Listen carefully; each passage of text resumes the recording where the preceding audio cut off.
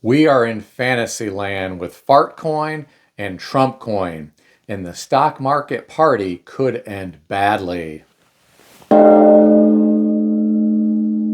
Today, I read an interesting article on CNBC.com written by Yoon Lee and Jesse Pound, titled, Markets David Einhorn Says, We Have Reached the Fartcoin Stage of the Market Cycle.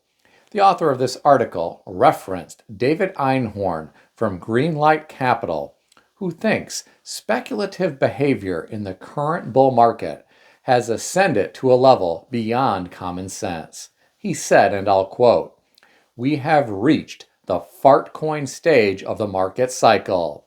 He went on to say, other than trading and speculation, it serves no other obvious purpose and fulfills no need that is not served elsewhere. The authors of this article said, Fartcoin is now nearing a $2 billion market value, surpassing many U.S. listed companies. Trump also released a meme coin that climbed past $14 billion. Here are my thoughts. I agree 100% with David Einhorn. We are living during unusual times. I lived through the dot-com bubble, and there was a lot of speculation back then. But what is happening today with all of these cryptocurrencies far exceeds that. People checked common sense at the door when they logged on to their preferred platform to speculate in this space. It is truly unbelievable and quite concerning. I wish Charlie Munger was still alive because I'd love to hear what he had to say about Fartcoin and Trump's new meme coin. Back in 2021, when he was still alive, he said Bitcoin is disgusting and contrary to the interests of civilization. He said, I don't welcome a currency that's so useful to kidnappers and extortionists and so forth. Nor do I like shuffling out of your extra billions and billions of dollars to somebody who just invented a new financial product out of thin air. Now keep in mind, he said that about Bitcoin, which is one of the most highly regarded and widely recognized cryptocurrencies out there. I can't imagine what he would say about Fartcoin or Trump's new meme coin. I have to wonder how Fartcoin and Donald Trump's new meme coin are going to perform long term. I really don't think many investors are going to be happy in the long run. But what do I know? I'm just some guy on YouTube with a gong. What do you think about all this? Share your thoughts in the comment section below. I read another interesting story today. This one was on Yahoo Finance, put out by The Telegraph and written by Danielle Levy, titled, I predicted the U.S. tech bubble would burst 3 years ago. I stand by it. The author of this article referenced Simon Adler, Schroeder Global Recovery's manager. He said, it is not unusual to see expensive stocks go higher. He says, the bubble in American technology stocks is akin to a party that is still going strong at 4 a.m. in the morning. Warning, the hangovers could be very, very nasty. Here are my thoughts. I agree with him that the hangover could be very, very nasty if and when that time comes. Using his analogy, there is something that he may not realize. The party may end at 4 a.m., but then there is the after party and the after party. Let me explain. I had an interesting conversation years ago with a guy I know who was a male supermodel. When you think of supermodels, you usually think of beautiful women on the runway in these fashion shows. Well, he worked with all of those female supermodels, but he was a male supermodel. For a while, he was affiliated with an agency out of New York and then later out of California. His agencies would send him all over the world with all of the female supermodels.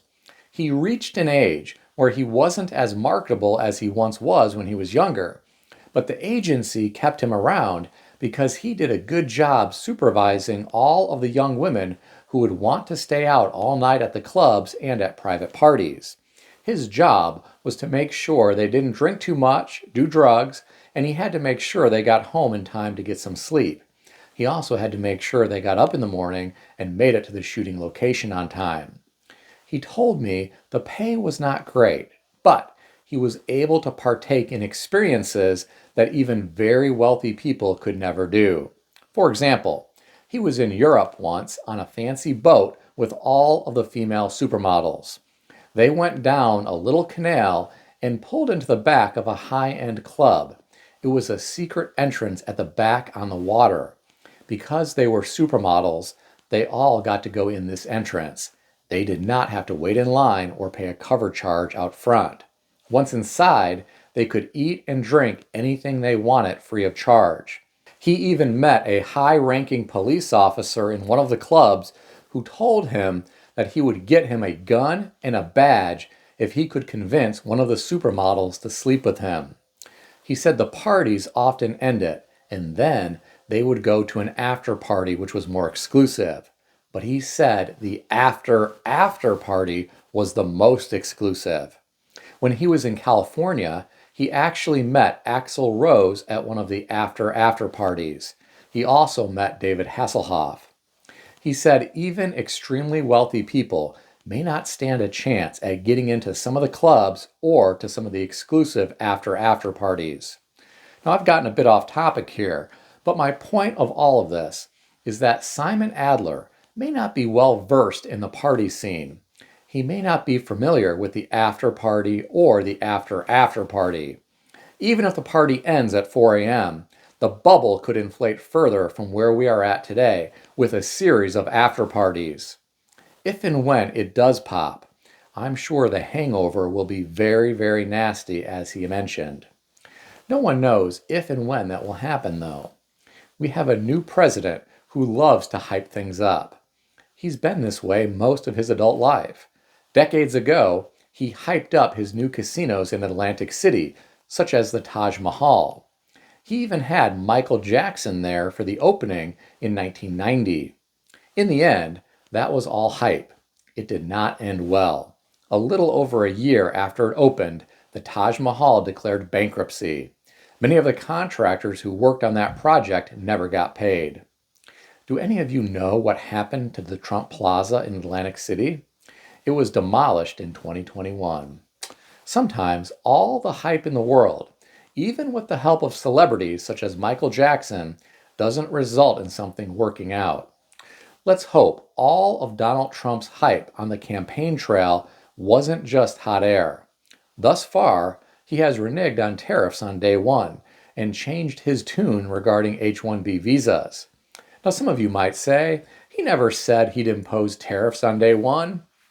Well, actually, on November 25th, on Truth Social, he said, and I'll quote, "On January 20th, as one of my many first executive orders, I will sign all necessary documents to charge Mexico and Canada a 25% tariff on all products coming into the United States and its ridiculous open borders." Well, my friends, today is January 21st, and that did not happen on January 20th as promised. Let's hope the stock market, crypto market, and U.S. economy don't end up like Trump Plaza in Atlantic City. What do you think about all this? Share your thoughts in the comment section below.